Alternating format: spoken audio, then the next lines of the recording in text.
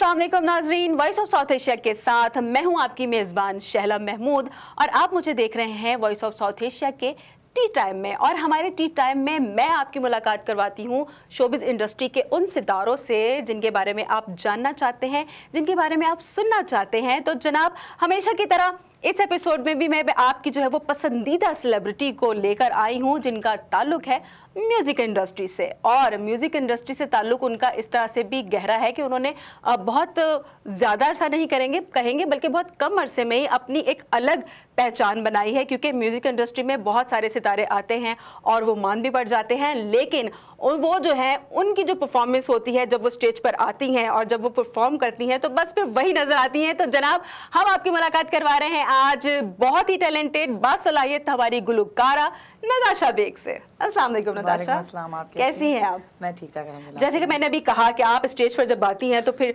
नताशा ही होती है। रिसेंटली आपने अभी एक कॉन्सर्ट किया आर्ट्स काउंसिल पाकिस्तान कराची की जानिब से, मैंने खुद भी वो अटेंड किया था। तो जैसे कि मैं आपको बता भी रही थी कि मैंने नताशा की परफॉर्मेंस बहुत इंजॉय की। ये मुझे बताएं कि जब आप स्टेज पर जाती हैं तो इतनी जो एनर्जी होती है कहाँ से आती है? आप पता नहीं, अभी जब आप मुझे इंट्रोड्यूस भी कर रही थी तो मैं सोच रही थी कि हाँ, मतलब because I get that allot कि मतलब मेरी स्टेज परफॉर्मेंस पे लोग बहुत बोलते हैं, अच्छा बोलते हैं, अल्हम्दुलिल्लाह मुझे बहुत अच्छा भी लगता है। मैं बस इतना कहूँगी कि मैं अक्सर हर इंटरव्यू में लोगों को बताती हूँ कि मैं सिंगर मेरी लाइफ में कभी प्लान नहीं था बनने का।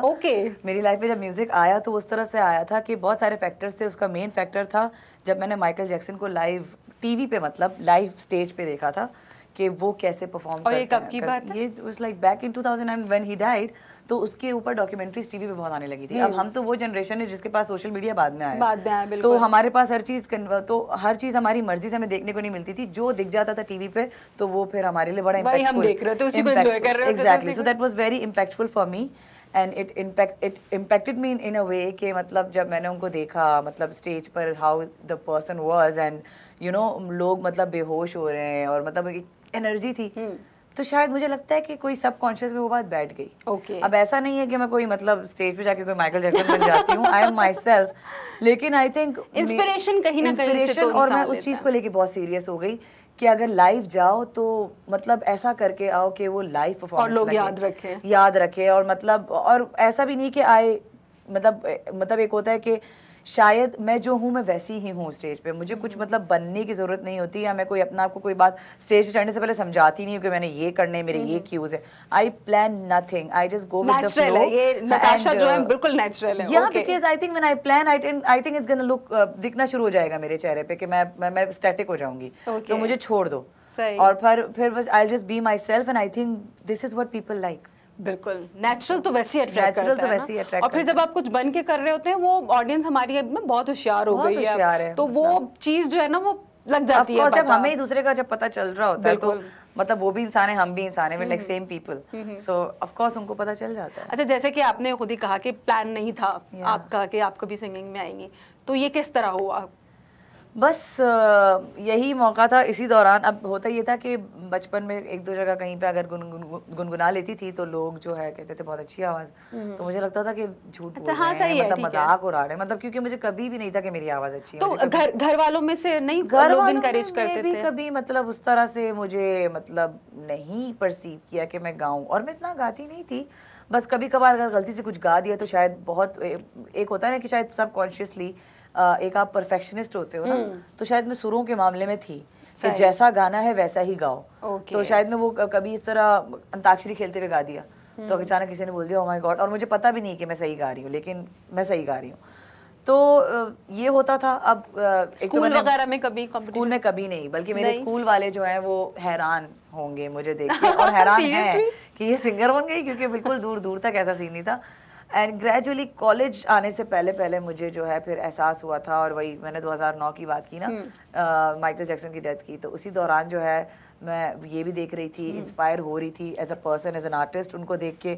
दूसरा फिर and you know I used to watch these Disney channel, जिसमें जो है वो हैना मोंटाना और ये सारे शोज आ रहे होते थे, और उसमें वो बहुत म्यूजिक इन्फ्लुएंस्ड वाला सीन था। तो उनको भी देख के अचानक से होता था यार मतलब ये लोग भी गा रहे हैं, मतलब अच्छा सीन है। तो वो देखते देखते बस पता नहीं कब मैंने वो गाना शुरू कर दिए, और फिर मुझे और लोगों के बहुत फिर और मतलब कॉम्प्लीमेंट्स मिलना शुरू हो गए। So this is how then, you know, actually it was the people around me who have encouraged me बिल्कुल to become a musician. मैं वही आपसे पूछने वाली थी कि ये वाला एहसास कब हुआ आपको कि हाँ मुझे कि प्रोफेशनली आपको गाना चाहिए? नहीं मतलब बाथरूम सिंगर तो अपनी जात में शायद मैं भी होंगी बाथरूम सिंगर तो तकरीबन हर दूसरी लड़की होती है, हर दूसरी लड़की होती है, चाहे वो कितनी भी बेसुरी क्यों ना हो, लेकिन एक एहसास होता है ना आपके अंदर कि नहीं यार मैं इसको प्रोफेशनली कुछ करती हूँ इसके साथ। जब भी गाती थी ना, मैं जब भी गाती थी तो लोगों के कमेंट्स ये नहीं होते थे कि अच्छा गा रही है, लोगों के कमेंट्स बहुत डीप होते थे और फिर मैंने सीरियस लेना शुरू किया, मतलब कि तुम्हारा टोन बहुत डिफरेंट है, you are very unique and this and that. तो मैंने बोला फिर आपने उन कमेंट्स को सीरियस लेना शुरू किया? I was like if I have a unique and then all of a sudden I was also like कि मुझे अचानक से एक मतलब पता चल रहा है कि मेरे पास एक आवाज है जो यूनिक है और मतलब मैं सही गा रही हूँ बिना किसी देर में नहीं अंदाजा हुआ बहुत देर में, क्योंकि I used to hate my voice. Oh my god या मतलब बचपन में I used to hate it क्योंकि मेरी कोई टिपिकल लड़कियों वाली स्क्वीकी आवाज नहीं थी ना। हाँ, एक नाजुक सी आवाज नहीं थी, ऐसी आवाज थी मतलब लड़कों जैसी, मतलब हाँ। और बचपन में भी और आपको नहीं पता कि ये सिंगिंग उसमें कितनी मायने रखती है। तब मैंने फिर अच्छे आर्टिस्ट को नहीं डिस्कवर किया हुआ था ना, मतलब जैसे Abida Parveen, she is the ultimate example. मतलब I think her identity is genderless, nobody cares कि वो शी इज अ वुमन और a man, whatever, all they care about is her talent, her zone, her voice.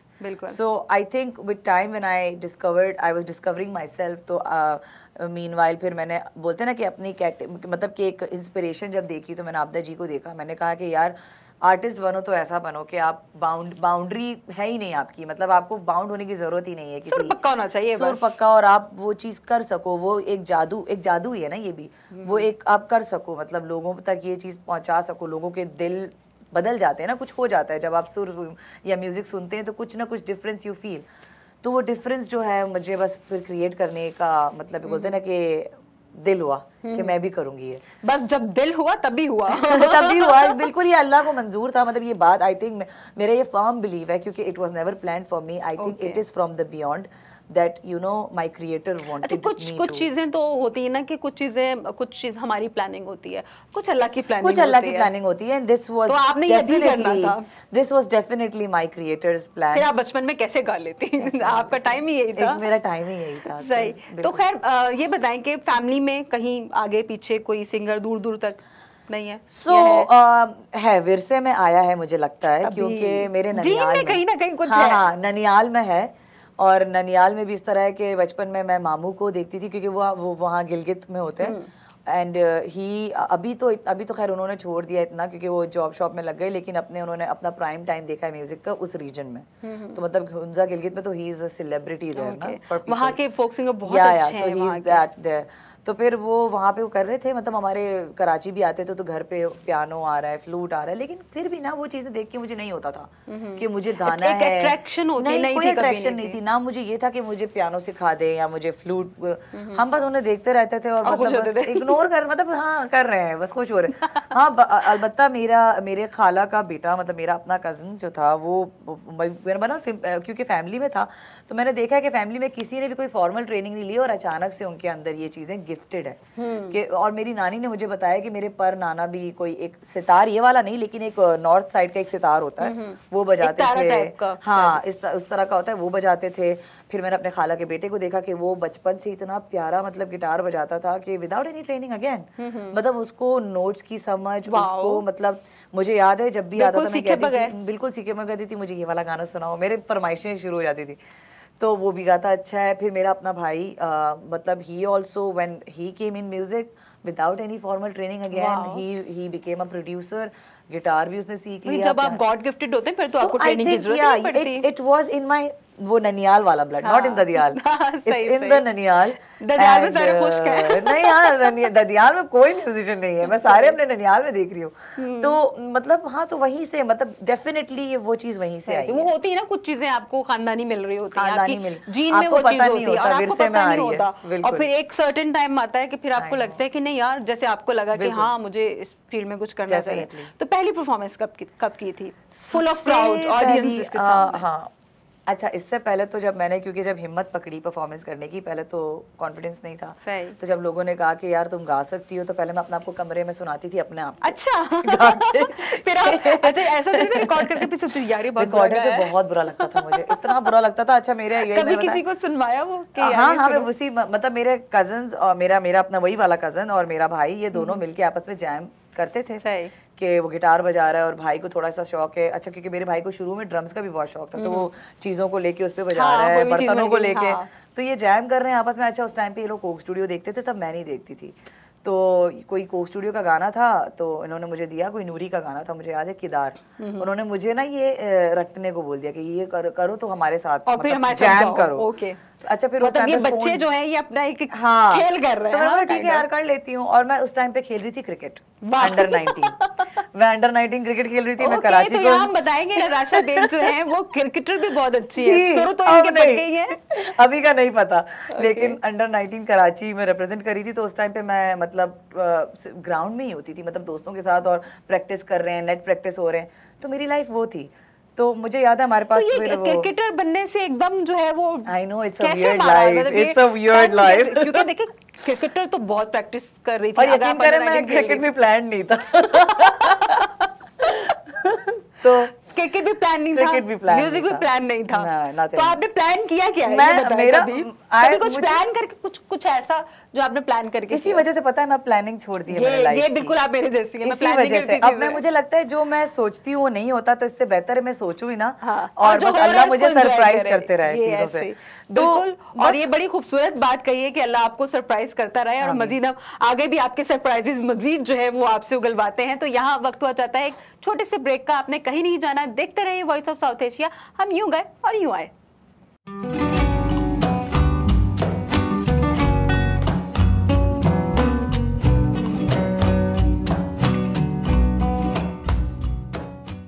Welcome back जनाब, आप देख रहे हैं voice of south Asia का T time. मैं हूं आपकी मेज़बान शैला महमूद, और मेरे साथ जो आज की हमारी गेस्ट हैं वो बहुत ही सुरीली हैं, बहुत ही बासलाहियत हैं।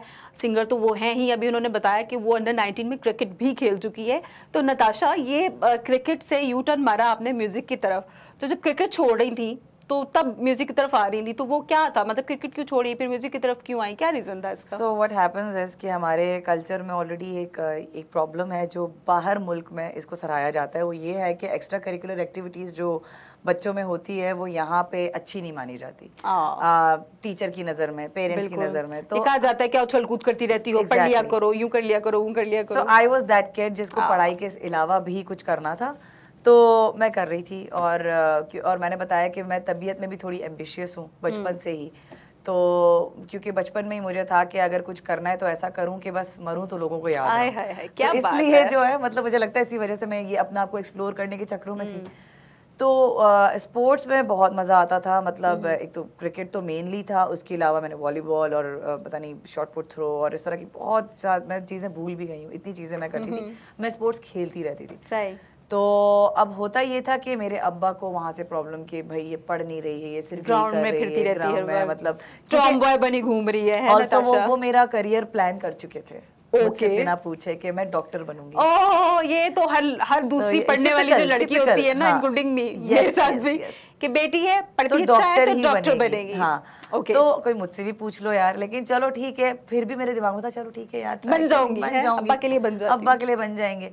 लेकिन तब मैं ये सब चीज़ें भी कर रही थी, तो उन्होंने फिर कहा कि भाई मतलब बहुत हो गया, पढ़ो भी, ये वो, तो ये वाले इश्यूज थे।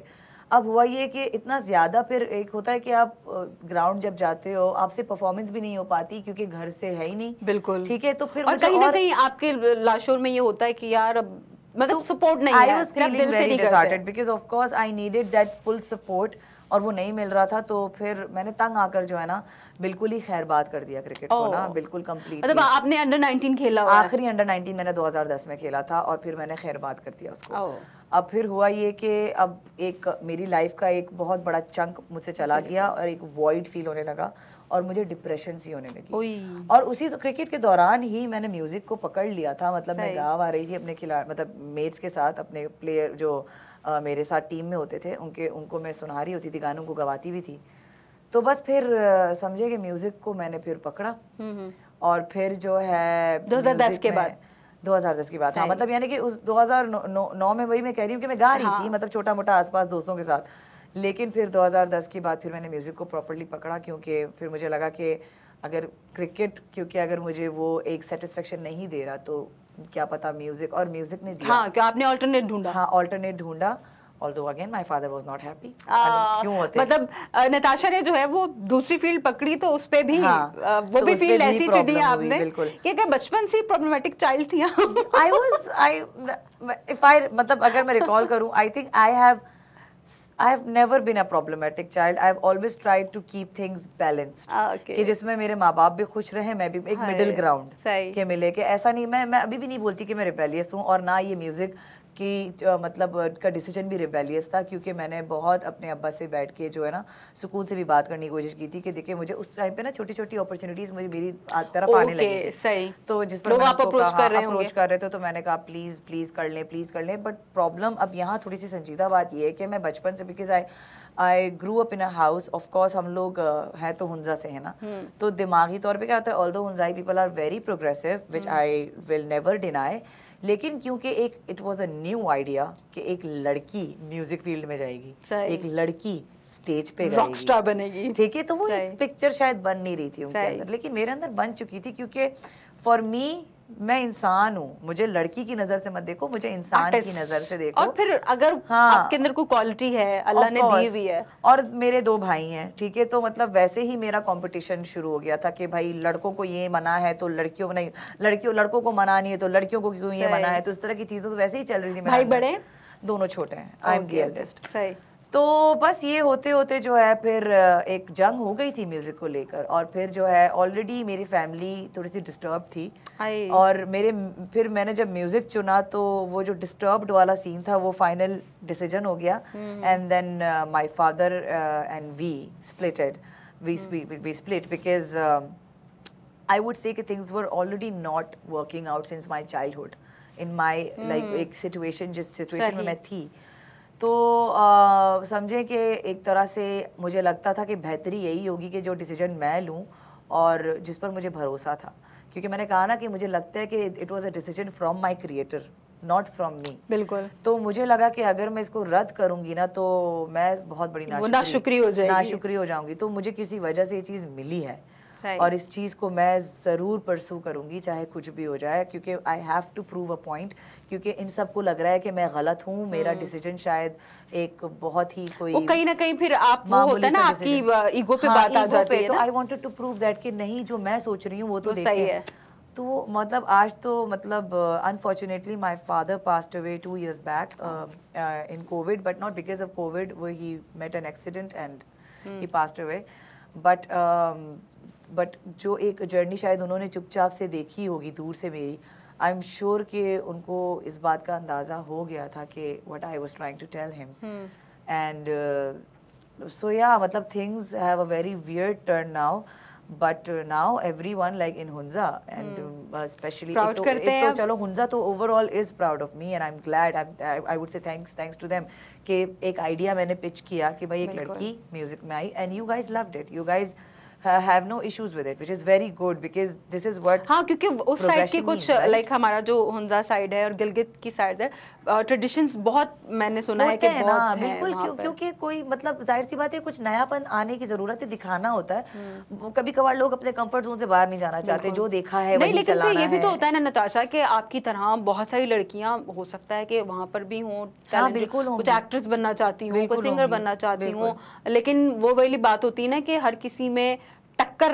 लेने वाली जो चीज नहीं होती, वो हर नहीं कर पाती। और मेरे साथ यही था भाई, एक ही जिंदगी मिली है, मुझे नहीं पता मरने के बाद क्या होना है भाई, तो मतलब why would I waste it over some man-made culture। जा सिमरन जी ले अपनी जिंदगी, और आप सिमरन जो है वो निकल पड़ी म्यूजिक को लेके। I have to do it and I still think that this decision was not a bad decision because my own family, मतलब who you know, because my Dadiyal side mostly, they went up against me and they said things about me उनकी तो gene में भी नहीं था ना social media, of course उनको तो जीन्स में नहीं था, तो इसीलिए उनको तो समझ ही नहीं आ रही होगी। बट देखें ना अभी तो लोगों के रंग बदल गए, क्योंकि अब जब लोग मेरी चढ़ते सूरज को देख रहे हैं तो फिर कह रहे हैं कि मैं उसी तरफ आ रही थी कि अब ये हमारे रिश्तेदार है। अब कब बताएं कि अब वो जो आपका दधियाल साइड से हैं तो हाँ, I do get messages from these people. हम आपके कजन होते हैं, हम आपके अंकल होते हैं, हम आपके आंटी होते हैं, तो where were you when I was in need? तो फिर आप कैसे डील करती हैं फिर ऐसी situation? I just ignore it, I just don't like to address it. हाँ, अगर कोई मेरे सामने आके ये बोलेगा तो of course I will say कि thank you, that's it, but nothing more than that, because ऐसा नहीं है कि जो पास्ट में हुआ, और मैंने बहुत डिटेल्स आपको नहीं अभी बताई क्योंकि उसकी एक अलग ही एक स्टोरी, हाँ, बहुत कुछ हुआ होगा। It was messed up, it was very disturbing whatever I went through. I know आपके कैरेक्टर की ऐसी तैसी कर दी जाती है, अगर आप लड़की हैं, ठीक है, आपके कैरेक्टर की ऐसी तैसी कर दी जाती है, आपके बारे में आपकी एक राय बना दी जाती है। लड़की का वेपन ही कैरेक्टर है ना, बस उसी को असैसिनेट करो, और फिर दूसरों से वो करना कि जी मतलब हमारी बच्चियां इनसे ना मिले। आई नो ऐसा हुआ होगा, आपके साथ भी हुआ होगा। So things इसी तरह बच्चों को इसके साथ नहीं बिठाओ, बच्चे खराब हो जाएंगे। हाँ, पता नहीं ये किसी ने बोला होगा, लेकिन मेरे सामने किसी ने, लेकिन हाँ इतना हुआ कि मतलब यानी कि हाँ कैरेक्टर असैसिनेशन एवरीथिंग, हाँ people started saying, although like we were not, एक होता है ना कि हाँ एक ऐसे भी फेज में आ गए थे कि हम अपनी मदद आप हो गए थे कि अब क्या करना है। तो उस टाइम पे फिर अल्लाह ने मुझे इतनी ताकत दी, इतनी हिम्मत दी कि I was able to support the family, and till then अभी तक I am supporting my family. And ये वाला सीन है कि बस नताशा ने जवाब दे दिया, अल्लाह ने मोहताज नहीं रखा। बहुत अल्लाह का लाख लाख शुक्र है, मैं इस बात पे जितना शुक्र करूँ कम है कि अल्लाह ने मोहताज नहीं रखा, और अल्लाह ने जितना भी नाम दिया है बहुत अच्छा दिया है, बहुत इज्जत दी है, तो मुझे कोई शिकायत नहीं है। तो नताशा के लिए म्यूजिक क्या है? अब मेरे लिए म्यूजिक एक ब्लेसिंग है, मेरे लिए म्यूजिक एक ऐसा वेपन है जिसने उन कड़ियों को तोड़ने में मुझे हेल्प की जो सोसाइटी ने बनाई हुई हैं, ठीक है, जो मतलब स्पेशली मेरे जेंडर को लेके। बिल्कुल, क्योंकि ये जो जेंडर होता है ना, ये अगर मतलब ये कसम से कोई नेचुरली अगर ये अल्लाह की तरफ से होता कि सिर्फ लड़कों को ये अलाउ है लड़कियों को नहीं है, तो मैं कहती फिर अल्लाह फिर चॉइस भी दे दें, ठीक है, लेकिन मुझे मालूम है ऐसा कुछ नहीं है, अल्लाह ने कोई फर्क नहीं रखा, ठीक है, जो क्यों रखे, इंसान क्यों रखते हैं, हम क्यों रखे। और दूसरा, अगर एक जेंडर मेरा प्रॉब्लम नहीं बन सकता, तो आई विल एम्ब्रेस इट कि मैं I am proud of it कि अल्लाह ने मुझे लड़की पैदा किया, और लड़कियां किसी से कम नहीं होती, वो भी कम नहीं है, और चाहे वो पाकिस्तान के किसी भी खत्ते से ताल्लुक रखती हो, किसी भी हिस्से से ताल्लुक रखती हो, और किसी भी शोबे में हो, वो किसी से कम नहीं है। बस आप उन्हें मौका दें, आप उनको दबाएं नहीं, उनको आप कैद ना करें। हमारा इशू यही है ना कि हमारे यहाँ बहुत सारी चीज़ें, बहुत सारे प्रोफेशंस ऐसे हैं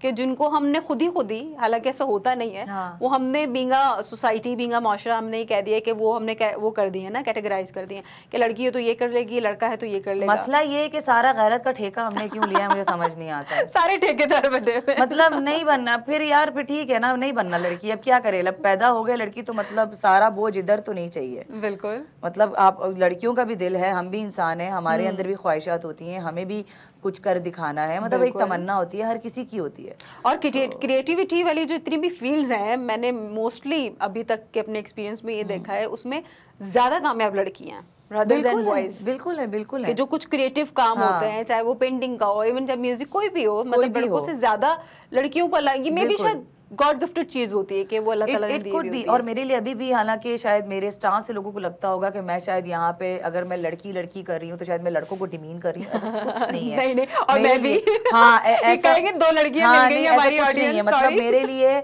they both should be equal, कोई किसी से ऊपर नीचे नहीं, मतलब ना लड़का नीचे ना लड़की नीचे, मतलब बराबर। हर जगह अल्लाह मियां ने रखा हुआ है ना, एक बैलेंस रखा हुआ है, तो हम कौन होते हैं इस बैलेंस को आउट करने वाले। बिल्कुल, और जनाब ऐसे ही बातों का सिलसिला चलता रहेगा। अभी तक हम यहाँ पर जो है वो दोबारा से एक ब्रेक का वक्त हुआ चाहता है, हम अभी वापस आते हैं, देखते रहिए वॉइस ऑफ साउथ एशिया।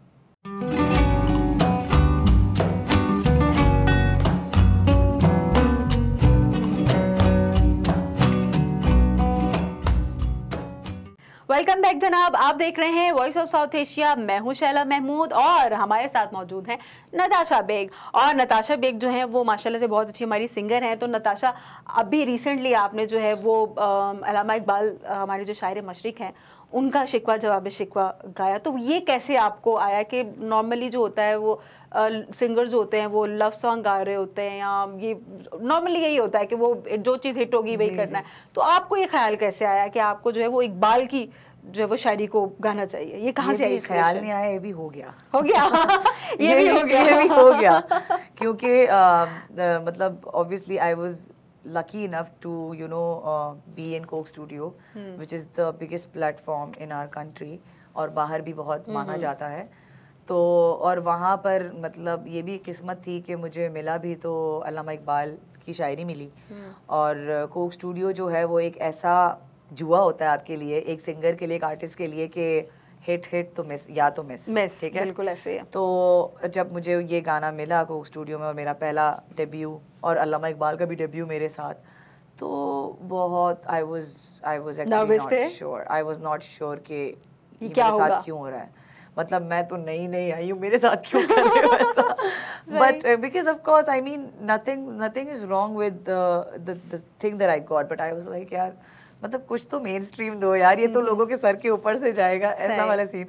लेकिन to my surprise and the way Ali Hamza and Zubaib Qazi worked on this song, और जिस तरह और ये गाना वैसे बेसिकली उन लोगों का था, इनका हमारी बहुत बड़ी हस्ती है फरीद अयाज एंड अबू मोहम्मद कवाल, तो वो इतनी खूबसूरत चीज़ थी कि लोगों को समझ आ गई। और अगर लोगों को वर्ड समझ नहीं भी आ रही है तो म्यूजिक समझ में उसका एक जज्बा जो है इसके अंदर वो उनको पास ऑन हो रहा था, तो मुझे बहुत खुशी हुई। और हाँ वो बात है कि हाँ मेरी फील्ड में मेन स्ट्रीम अभी भी नहीं आया, और इंशाल्लाह मुझे है कि मुझे करना ज़रूर है, लेकिन वक्त जो है ना मुझसे कुछ और ही चीज़ें करा रहे हैं, ठीक है, और जिससे मैं खुश हूँ, जिससे मुझे कोई शिकायत नहीं, क्योंकि मुझे बहुत अच्छा लग रहा है कि मुझसे बहुत इम्पैक्टफुल चीज़ें करवाई जा रही हैं, मतलब ऊपर वाले की तरफ से। क्योंकि मुझे सुनने में आया था जब मैंने शिकवा जवाब शिकवा किया था, तो एक बच्चे का मुझे मैसेज आया था इंस्टाग्राम पे कि he was in Harvard university and is like कि वहाँ पे अल्लामा इकबाल का टॉपिक है, तो वहाँ पे जो है ना मैं आपका गाना वहाँ पे क्लास में चलाया। Wow, I was like wow, that is really huge. ये होती है ना अचीवमेंट, ये होती है अचीवमेंट कि आपका काम जो है वो not only in Pakistan, exactly बाहर भी, because it's Allama Iqbal work and I was just a vessel to portrait, तो आई फील वेरी लकी। और हाँ उसके बाद से फिर मुझे इतनी हिम्मत मिली शिकवा जवाब शिकवा के बाद कि मैंने पूरी एक एल्बम कर डाली अल्लामा इकबाल की पोइट्री पे, जिसका नाम खिरद है, मेरी रिसेंट एल्बम है। और उसको भी मैंने कोशिश की उसमें हमने कि हम उसको ऐसे कंपोज करें कि वो ईयर्स फ्रेंडली हो आपके ना कानों की, ताकि वो आपको मुश्किल ना लगे, even if the words are difficult, आपको म्यूजिक के थ्रू वो आसान लगे, पता चल रहा हो। क्योंकि अच्छा मुझे एक और चीज़ समझ नहीं आती, मतलब वैसे रिसेंटली मुझे किसी का एक मैसेज आया था which is very sweet of them, लेकिन मेरा एक सवाल था उस बंदे से कि उसने लिखा था कि आपकी आवाज़ बहुत अच्छी है लेकिन आप क्या बोलती हैं समझ नहीं आता। क्योंकि बिकॉज अल्लामा इकबाल की शायरी वो क्योंकि उसमें थोड़ा सा फारसी टच भी होता है। सवाल ये था कि आजकल तो म्यूजिक तो लैंग्वेज खत्म ऑब्सोलीट हो गया ना, अब तो आपके ऐसे ऐसे गाने ट्रेंड में आ रहे होते हैं जिनकी लैंग्वेज आपको समझ ही नहीं आ रही, मतलब आपको डेस्पासितो समझ आ सकता है, तो आपको कुछ भी समझ आ सकता है। तो I think it all depends on the music, and I think अब लैंग्वेज इज जस्ट बोलते हैं it's just a filler, it's mainly the music. तो बस ये वाली चीज़ें हैं, और इंशाल्लाह मेरी अब कोशिश है कि मैं अब थोड़ा सा जो है ना मतलब एक न्यू एज म्यूजिक के साथ भी आऊँ और इस पर मैं काम कर रही हूँ। तो फिर कुछ हो जाए आपकी उसमें से, खिरद में से कोई लाइन हमारे ऑडियंस के लिए। चले, मैंने इतना लड़की औरत किया तो मैं वजूदे ज़न चलो ठीक है सुनाऊंगी। चलो जी बिस्मिल्लाह। वजूदे ज़न से है तस्वीरे कायनात मेरा, उसी के साज से है जिंदगी का सोज़े दरूं हूँ, शर्फ में बढ़ के सुरैया से मुश्ते खाक उसकी कि हर शर्फ है उसी दर्ज का दुरे मकनू, वजूदे ज़न से है तस्वीरे कायनात में रंग, उसी के साज से है जिंदगी का सोज़े दरूं। वाओ, क्या बात है, बहुत ही रॉक स्टार वाली फीलिंग आई है अभी मुझे। Thank you, I take it as a compliment. नहीं मतलब एक तो उसको कहते हैं ना कि मुझे तो वैसी लिरिक्स भूल जाती हूँ मैं अक्सर गानों के। डोंट वरी, मैं अपने गानों के लिरिक्स भूल जाती हूँ। तो मेरे लिए तो वैसे ही बड़ा इंस्पिरेशन होती है कि अगर कोई लाइव गा रहा है और वो अपने लिरिक्स नहीं बोल रहा है और फिर इतनी मुश्किल शायरी में अगर आप नहीं बोल रही हैं तो ये एक्स्ट्रा पॉइंट्स है मेरी तरफ से। कभी ना भुलाना प्लीज। तो ऐसी कोई मूवमेंट हुई कभी क्या आप स्टेज पे गए और आप ब्लैंक हो गए? या इट हैपेंस, मतलब इट्स नॉट समथिंग, अगर मतलब आगे भी कभी हो तो प्लीज ये मेरी बात अभी से सुनने सब होता ये है हाँ कि मतलब it's not like that the person is stupid या वो कुछ हो गया। अक्सर होता ही है कि वो प्रोसेस स्टेज पर होना is too much, you know. Even if I am not nervous, if I am confident enough, sometimes कुछ मिस हो जाता है, कुछ एक ब्लैंकनेस आती है for no reason. I don't know it's a human thing या मतलब इट्स नॉर्मल, लेकिन होता है। 2-3 बार हुआ है कि एक गाना जो मैं रोज गा रही हूँ अचानक से एक ब्लैंक स्पेस कभी कभार हो जाता है ना यार। मतलब बैठे बैठे मैं बोलूं अभी मुझे आपका नाम पता है और मैं बोलूं क्या नाम है ना आपका, उसका नाम क्या, ये ब्लैंक स्पेस आ जाता है। तो ये स्टेज पर भी कभी कभार, मतलब हमेशा नहीं होता पर मेरे साथ once in a blue moon हो चुका है, जिस पर मुझे डर भी लगने लगा था। फिर मैंने बोला it's okay man, I am just a human, it could happen, it's not like I have forgot completely. फिर उसको कवर कैसे करते हैं फिर? बस हो जाता है कुछ और कर देते हैं, कुछ और करता था। यानी कि हाँ एक बार हुआ था कभी कभार आई मम्बल, ठीक है। एंड एक बार फिर ये हुआ था कि मैं भूली थी but thankfully the audience was singing शिकवा। बहुत बड़ी, मुझे बहुत मजा आता है जब ऑडियंस शिकवा गाती है क्योंकि इतना मुश्किल कलाम है यार, लेकिन जब वो गाते हैं ना दिल खुश हो जाता है। मतलब आई एम अ टीचर और मैंने रटवा दिया सबको, ऐसी फीलिंग आती है। वैसे काफी सारे लोगों को जिनको अब यंग जनरेशन को नहीं पता था वो आपकी शायरी से पता चल गया होगा। उनकी स्कूलिंग में बहुत हेल्प कर रही है ना, एग्जैक्टली, तो उनकी स्कूलिंग में हेल्प कर रही ना मैं, वही वाला सीन। तो उसमें एक बार हुआ था कि वो ऑडियंस ने मेरे लिए गा दिया, वाह, कि मैं वो लाइन पता नहीं मेरे दिमाग से स्किप हो गई। मैंने बोला इसके बाद क्या था, तो वो लोग गा रहे हैं। अब बोला यार थैंक गॉड, हाँ यही था। ये जो आपके ऊपर ब्लेसिंग है ना अल्लाह ताला की, जो कराते हैं आपसे। बिल्कुल हाँ, उन्होंने कहीं मतलब इज्जत और जिल्लत उन्हीं के हाथ में। बिल्कुल है, ऐसी बात है। बस हाँ, उन्होंने हमेशा इज्जत ही रखी। तो अब तक की शोहरत अल्हम्दुलिल्लाह जब तक आपकी है अभी चल रही है, तो किस तरह से इसको एंजॉय कर रही हूँ, आगे कहाँ देख रही हूँ? मैं इस तरह से एंजॉय कर रही हूँ कि मुझे, क्योंकि मैं बहुत जब म्यूज़िक में आई थी यही सोच कर आई थी कि मैंने कुछ इनकलाबी करना है, कुछ इम्पैक्ट लाना है सोसाइटी में। तो मुझे लगता है कि जो मेरी जर्नी चल रही है, मेरे हिसाब से अल्लाह ने मेरी औकात से बढ़कर दिया है मुझे। बिल्कुल, ये तो आपकी हम्बलनेस है ये तो। नहीं ये हम्बलनेस नहीं है, I mean it, I don't, for you people I think it's humbleness, पर हर इंसान अपना जानता है कि वो अपनी औकात जानता है। तो मैं अपनी औकात के हिसाब से बता रही हूँ कि अल्लाह ने बहुत नवाजा है और बस मेरी यही तमन्ना है और यही दुआ है अल्लाह से कि जो मतलब एक मेरा ख्वाब है कि मतलब म्यूज़िक फ्लरिश करे, क्योंकि हमारी कंट्री में अभी भी नहीं कर, और फीमेल सिंगर्स तो नहीं है नताशा, नहीं है, क्योंकि वो फ्लरिश नहीं कर रहा ना, और वो हमारे पास मेल्स के लिए कर रहा है अभी भी, मेल्स के लिए है अपॉर्चुनिटीज, फीमेल्स के लिए नहीं है। फीमेल्स के लिए और कुछ घरों से कदगन होते हैं, फिर कुछ आपको अपॉर्चुनिटीज नहीं मिलती, फिर लड़कियों को पता नहीं होता कि किन रास्तों से गुजर के उन्होंने जाना होता है, और हर लड़की का दिल इतना मजबूत भी नहीं होता और वो मजबूत करना पड़ता है, वो वक्त बना देता है। तो बस आगे मैं यही देखती हूँ कि इंशाल्लाह अल्लाह और इसमें फ्लरिश ही करे और क्या करे बस। तो कभी ऐसी कोई फैन मूवमेंट हुई कि कोई बहुत ही पागल फैन जो आपका शदीद जबरा फैन हो गया?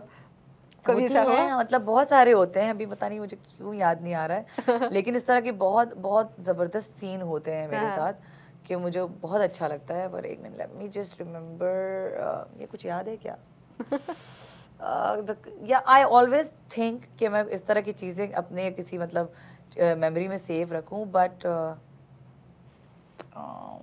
कोई ओप्स मोमेंट ऐसा कोई कि आप कहीं जा रही हो और अचानक से कोई ऐसा फैन टकर जाए आपको? यार एक मिनट, मुझे याद करना पड़ेगा। हाँ टेक योर टाइम, कोई बात नहीं। मतलब I do have some good incidents पर अभी दिमाग में नहीं आ रहे हैं। कभी ऐसा हुआ कॉन्सर्ट में किसी ने कह दिया कि प्रपोज कर दिया किसी ने, चले प्रपोज तो आए दिन ये तो पूछ रही हूँ मैं आपसे। वो तो खैर वो इसलिए करते हैं ना कि बस लड़की को देखा नहीं कि मतलब ये तो हो ही जाता है, मतलब और खूबसूरत लड़के को लड़कियां देख के करती हैं। मैंने अपना को खूबसूरत वैसे नहीं बोला, प्लीज नहीं, मतलब मेरे कहने का मकसद ये है कि बस कोई अच्छा लग गया तो लोग बोल देते हैं। बट हाँ, फैन मूवमेंट में मैं ये जरूर कहूंगी कि एक बार मुझे रिसेंटली एक मैसेज आया था, बहुत क्यूट मैसेज था कि सदका उतार ले अपना, मेरा आप पे दिल आ गया है। तो ये आपने फिर उसको रिप्लाई क्या किया? I did not, because of course आपको उसको रिप्लाई करना चाहिए था। I want to reply, मैंने सदका दे दिया, बला टल गई है ना। मतलब मसला ये कि I love to reply and I do reply to people, पर मसला ये है कि I do, क्योंकि मुझे होता है कि यार कल मैं भी किसी को मैसेज करूं तो मैं भी एक्सपेक्ट करूंगी कोई मुझे रिप्लाई करे, तो इस वजह से। बट हाँ, कभी कभार होता है कि I think whenever I like reply back then people assume कि मैं इनसे बातें करती रहूंगी। हाँ, ऐसा नहीं होता। Not the case, I mean please audience, ऐसा नहीं होता। इतनी लंबी तो अपने दोस्तों से बात नहीं करती। तो बस, लेकिन मैं जितनी कोशिश करती हूँ, मैं करती हूँ इंटरेक्शन। हाँ, कभी कभार लड़ती भी हूँ क्योंकि मेरी किसी चीज पे कोई इख्तिलाफी हो गई, तनकीद ऑब्वियसली तनकीद भी होती है, और इसलिए नहीं लड़ती कि मतलब मुझे बुरा लग रहा है, मतलब मुझे होता है कि यार नहीं, एजुकेट करना है। नॉर्मली मेरे ख्याल में जो लोग, अक्सर मैंने भी लोगों से सुना है ये कहते हुए कि नताशा जो है वो आपदा को कॉपी करती हैं, ऐसा मतलब ऐसा सुना कभी अपने लिए? हाँ, मैंने सुना है, लेकिन ये बात नहीं, मैं आपदा जी को कॉपी नहीं करती, लेकिन आपदा जी को सुना बहुत है, तो क्या पता मेरे सबकॉन्शियस में कोई चीज़ मैंने उनकी उठाई हो सकता है, लेकिन मैंने कभी नहीं कहा मुझे आपदा परवीन बनना है, और आपदा परवीन एक ही है।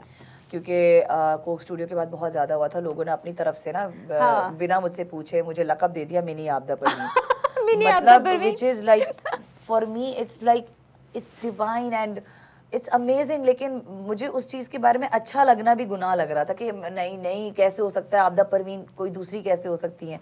तो मैं लोगों को कहती थी शिरक मत करें प्लीज़, आपदा परवीन सिर्फ एक है, और आपदा परवीन की जो जर्नी है वो उससे मेरा कोई कंपैरिजन नहीं है। बिल्कुल। तो मेरे खुदारा मेरी सबसे गुजारिश है कि मैं आपदा परवीन को नहीं कॉपी करती, और ना मुझे मिनी आपदा परवीन कहें, क्योंकि आपदा परवीन का जो लेवल है वो शायद मैं बहुत जितनी बार पैदा हो जाऊं तब भी अचीव ना कर पाऊं। वॉइस तो अल्लाह ताला की तरफ से एक इनाम होता है ना आपको, तो अगर आपकी वॉइस कहीं, आपका सुर कहीं जाके अगर उनसे हल्का फुल्का या कहीं मैच हो रहा है, जो कि मुझे भी ऐसा लगता है, मैं ये कभी नहीं कहा कि आप कॉपी करती है, लेकिन मैं अब रिसेंटली मैं जैसा कि कहा कि मैं कॉन्सर्ट सुन रही थी आपका, तो मेरे साथ एक सीनियर जर्नलिस्ट खड़े हुए थे, तो मैंने उनको कहा उनको कि सर मैं आंखें बंद करके अगर मैं नताशा को सुनूं तो मुझे कुछ लम्हों के लिए ऐसा लगता है कि जैसे मैं मे बी आपदा साहब गा रही कह रहे हैं, हाँ उसका कुछ मेरे एक्चुअली रोंगटे खड़े हो गए, मतलब लेकिन ये तो फिर आप में गॉड गिफ्टेड चीज है ना, ये तो कॉपी करना तो हम इसको नहीं कर सकते। नहीं, मैं बिल्कुल कॉपी नहीं करती, लेकिन आपकी इस बात से मेरे एक्चुअली रोंगटे खड़े हो गए कि मतलब नहीं ऐसा हुआ है, मैं और लिटरली मैं सिर्फ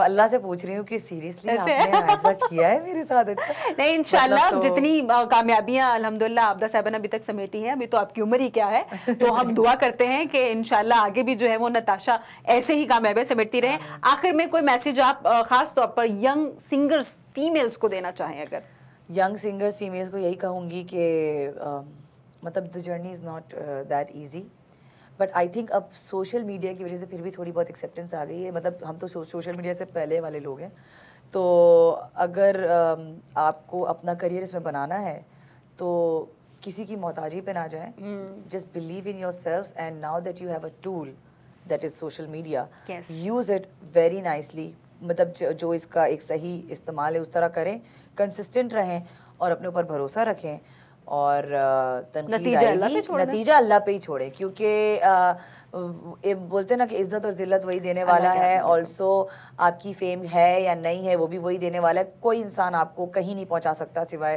अल्लाह के उसकी ज़ात के। बिल्कुल। तो लेकिन कोशिश नहीं छोड़नी, तो बस आपने कोशिश करनी है और करते रहनी है, और अपने ख्वाबों के लिए मतलब कुर्बानियां देनी पड़े तो कुर्बानियां दें, आवाज़ उठाएं, तो लेकिन अच्छी वाली कुर्बानी, ऐसा नहीं बिल्कुल ही रिबेलियस हो जाए अजीब, लेकिन ये कि मतलब हाँ एक दायरे में रहते हुए अच्छे से आप मतलब एक खुले दिमाग से डिसीजन लेके, लेकिन आवाज़ ज़रूर उठाएं अपनी ख्वाहिश के लिए। बिल्कुल। और बहुत ही इसी खूबसूरत बात के साथ जो है वो अब हम अपने प्रोग्राम का इख्तिताम करते हैं कि नताशा ने जैसे कहा कि ट्राई अगेन, मेहनत करते रहे, नतीजा फिर अल्लाह की ज़ात पे छोड़ दें, वो तो अल्लाह ताला ही आगे करते हैं। तो बहुत शुक्रिया नताशा आज के हमारे मेहमान बनने के लिए।